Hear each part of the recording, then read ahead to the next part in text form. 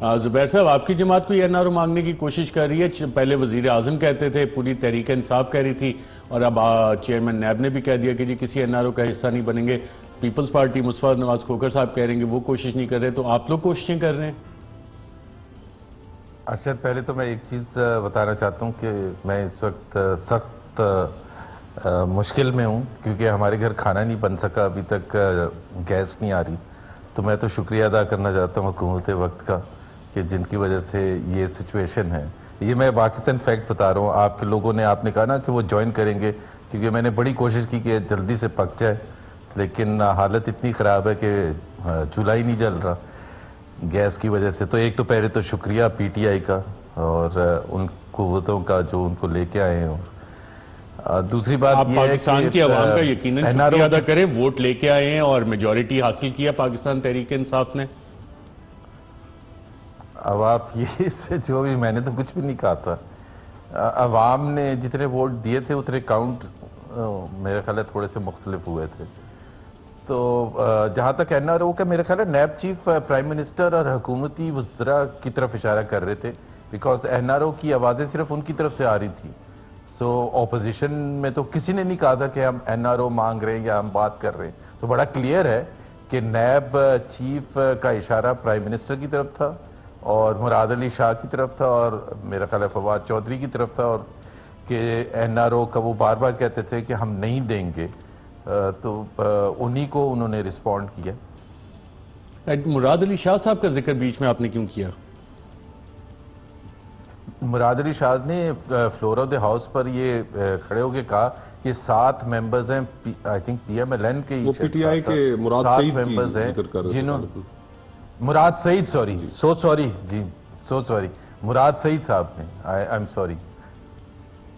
اچھا، وہ تو اپنی وزارت کے حوالے سے بتا رہے تھے کہ انہیں اپروچ کیا گیا، کیونکہ ان کا ہمارے پروگرام میں آئے تھے، بتایا کہ میں نے اپنی منسٹری میں آئیڈینٹیفائی کیے ہیں کچھ کرپشن کے کیسز، اور اس حوالے سے لوگوں نے اپروچ بھی کیا تھا. اور باقاعدہ انہوں نے کہا کہ اس وقت جس وقت انہوں نے یہ تقریر کی پارلیمنٹ میں، وہ شخصیت موجود بھی تھیں جنہوں نے ان سے ریکویسٹ کروائی تھی ڈیفرنٹ چینل سے. میرا خیال ہے میں تو اس کو بالکل کلیئرلی کہوں گا کہ جھوٹ بولتے ہیں، بیکاز سچ وہ ہوتا ہے جو کہ کھل کے بات کی جائے، سچ چھپایا ہی نہیں جاتا.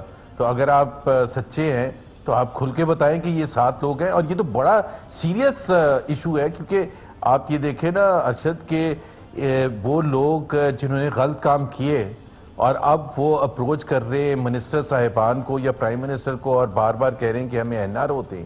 تو ایک تو پہلے غلط کام کیے، اس کے بعد وہ این آر او مانگ رہے ہیں. تو ان کو تو ایکسپوز ہونا بالکل ضروری ہے.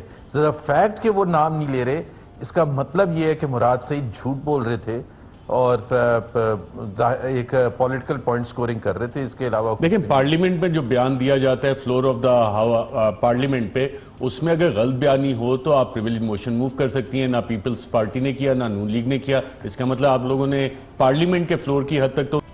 جی زبیر صاحب، آپ نے سنا حکمران جماعت بھی نیب سے نالا نظر آ رہی ہے، کہہ رہے ہیں کہ جناب ہم بھی پھنسے ہوئے ہیں اس حوالے سے. تو اس کا مطلب تو اکراس دا بورڈ اکاؤنٹیبلٹی ہو رہی ہے. تو کیوں پھر یہ آ رہا ہے کہ جی سلیکٹیو اکاؤنٹیبلٹی ہو رہی ہے؟ میرا خیال ہے آن اے سیریس نوٹ جو نیب کو کرنا چاہیے، نیب کے چیئرمین کو، وہ بہت تقریریں کرتے ہیں اور نیب کا دفاع کرتے ہیں. اب روز ٹی وی پروگرامز میں لوگ کنسرن ایکسپریس کرتے ہیں، ہم خود کرتے ہیں کہ نیب جو ہے فیئر ٹرائل نہیں کر رہا، فیئر انویسٹیگیشن نہیں کر رہا، سٹینڈرڈز ڈیفرنٹ ہیں ڈیفرنٹ پولیٹیکل پارٹیز کے لیے. تو نیب کے چیئرمین کو چاہیے کہ وہ تمام لوگ جن کے بارے میں مثال کے طور پر اپوزیشن شکایت کر رہی ہے یا وہ کنسرنز ایکسپریس کر رہی ہے کہ جی بابر اعوان کے خلاف ایک ریفرنس ہے اور وہ جیل میں نہیں ہے، اور شہباز شریف صاحب کو جیل میں ڈال دیا جاتا ہے بغیر ریفرنس کے اور انویسٹیگیشن سٹیج پر. تو ان کو چاہیے کہ علیم خان کے خلاف آپ نے 4 سال سے جو مقدمہ شروع کیا تھا انویسٹیگیشن، اس کا کیا سٹیج ہے. آئی تھنک یہ سب سے زیادہ امپورٹنٹ ہے. فیئر اکاؤنٹیبلٹی کے لیے لوگوں کی سمجھ بوجھ میں اضافہ کرنا یہ نیب کا کام ہے. جب تک وہ نہیں کریں گے، وہ یہ جو بڑی بڑی تقریریں اور بڑے بڑے نعرے نیب کے چیئرمین لگاتے ہیں کہ جی ہم کسی سے دبنے والے نہیں، کسی سے، ایک کلیئر کٹ اپنی پوزیشن بتائیں تاکہ ہمارے شکوک و شبہات بھی دور ہوں اور دوسری چیز یہ ہے کہ بالکل علیم خان کا کویسچن صحیح ہے کہ جی 4 سال سے چل رہا ہے, جواب دیں کہ کیوں 4 سال سے چل رہا ہے اور کلوز کیوں نہیں ہوا یا آگے کیوں نہیں کیا. مطلب either way حکومت کی طرف سے یہ سوال آ رہا ہے, وفاقی وزیر اطلاع زبیر صاحب کا سوال لے لیں. جی زبیر صاحب آپ رسپونڈ کرنا چاہ رہے تھے. جی پہلے تو میں یہ کہہ رہا ہوں کہ انہوں نے خود ایم ڈیز کو جو نکالا ہے وہ اس لیے نکالا ہے کہ انہوں نے ڈیمانڈ فورکاسٹ صحیح نہیں کی تھی. یہ ان کی اپنی سٹیٹمنٹ ہے اس کیبنٹ کمیٹی کی میٹنگ کہ جی ڈیمانڈ فورکاسٹ انہوں نے صحیح نہیں کی تھی. ڈیمانڈ فورکاسٹ کب صحیح نہیں کی تھی؟ پچھلے سال نہیں کی تھی, شاہد خاقان عباسی نے کہا تھا. ڈیمانڈ فورکاسٹ تو آپ کو ہر مہینے کرنی ہے اور اس کا تعلق منسٹری سے ہے, سوئی سدرن اور سوئی ناردرن سے نہیں ہے. منسٹری آف یہ جو پیٹرولیم منسٹری ہے انہوں نے کرنی ہے. تو کیا انہوں نے نہیں ہے اور شاہد خاقان عباسی پر پہنچ گئے.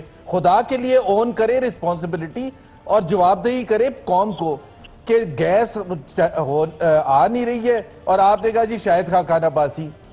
5 سال ہوتی رہیں گی نا, نہیں یہ وہ تو قرضہ ہے اور وہ نظام خراب ہے.